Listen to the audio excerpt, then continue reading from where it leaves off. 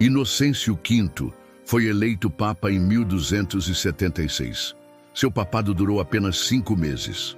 Ele faleceu em abril de 1277, tornando-se o primeiro Papa a falecer durante a sede vacante, ou assento vago, ou seja, entre a morte de um Papa e a eleição de seu sucessor. Seu papado também foi o primeiro a terminar dentro de um conclave. Mas do que estamos falando exatamente? O que é um conclave? Como começou?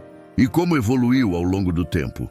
Bem, pegue sua cadeira e acomode-se, porque é hora da história. Eu sou seu guia turístico. Bem-vindo a este canal. E hoje vamos falar sobre os segredos por trás do primeiro conclave. Tecnicamente falando, o primeiro conclave da história ocorreu em 1241, após a morte do Papa Celestino IV. No entanto, o formato oficial que conhecemos hoje foi estabelecido posteriormente com as reformas do Papa Gregório X no Segundo Concílio de Lyon, em 1274. Este evento é considerado a verdadeira origem do conclave moderno. Por quê? Porque antes de 1241, as eleições papais eram de fato feitas por cardeais, mas não havia regras rígidas quanto ao seu isolamento. Muitas vezes, levavam meses para serem deliberadas e estavam sujeitas a todos os tipos de interferências, desde o sacro imperador romano até a nobreza romana, passando por facções italianas rivais, cada uma tentando impor seu próprio candidato por meio de vários meios de pressão. E este não foi exatamente um grande resultado para uma instituição que deveria ser a mais alta sede de autoridade espiritual na cristandade. Algo precisava ser feito.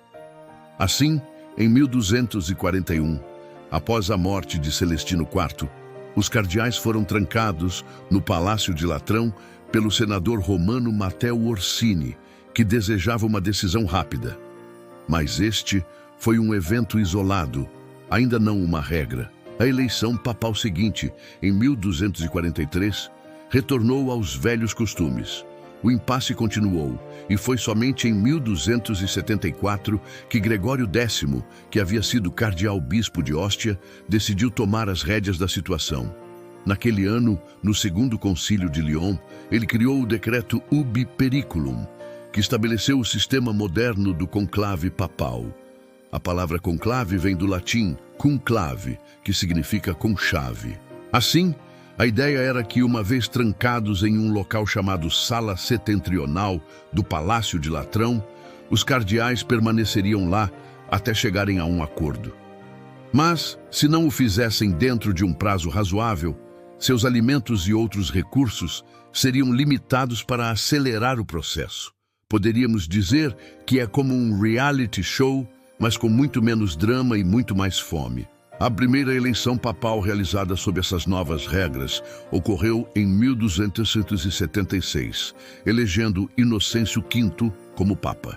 Agora, até onde sabemos, todos os papas desde então morreram dentro de um conclave, seja por causas naturais ou, e isso é muito comum, pelas complicações mencionadas acima devido ao atraso nas eleições, como a fome.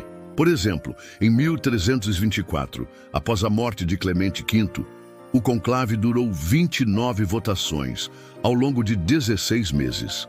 Quando elegeram o Papa Bento XII, os cardeais haviam perdido 13 quilos cada, em média, por causa de todo o jejum e da falta de sono. E mesmo assim, alguns se recusaram a comer a comida, acreditando que ela havia sido envenenada. Nem é preciso dizer que ninguém se lembra muito do papado de Bento XII. Sim, o conclave realmente o afetou. Ele morreu 3 anos depois. Ao longo dos séculos, diferentes papas tentaram reformar o sistema, com pouco sucesso. Gregório XI, por exemplo, tentou introduzir o voto secreto, mas isso não durou muito. E Pio II solicitou que o conclave ocorresse em um local diferente, fora de Roma, temendo que o governo italiano estivesse influenciando a eleição. Isso também não deu certo. Mas, em 1903, o Papa Pio X conseguiu transferir o local para o Vaticano. Lá, na famosa Sala Régia, os cardeais se reuniram para eleger Bento XV. E isso nos leva aos dias atuais. Desde o Concílio Vaticano II, na década de 1960, as regras mudaram um pouco. Os cardeais eleitores agora assinam um voto de sigilo antes de entrar no conclave. Eles não têm permissão para falar com ninguém sobre qualquer coisa relacionada à eleição, nem mesmo depois de concluída. Além disso, caso algum cardeal morra dentro do conclave, seu sucessor será escolhido após o Papa já ter sido eleito. Nem sempre foi assim. Por exemplo, em 1404, 8 cardeais morreram durante o conclave que elegeu Alexandre V, e seus sucessores também foram eleitos na mesma época. Coisas assim não acontecem mais. E é isso. Obrigado por assistir. Não se esqueça de se inscrever para não perder nenhum dos nossos próximos vídeos. Obrigado novamente por assistir e até a próxima. Tchau!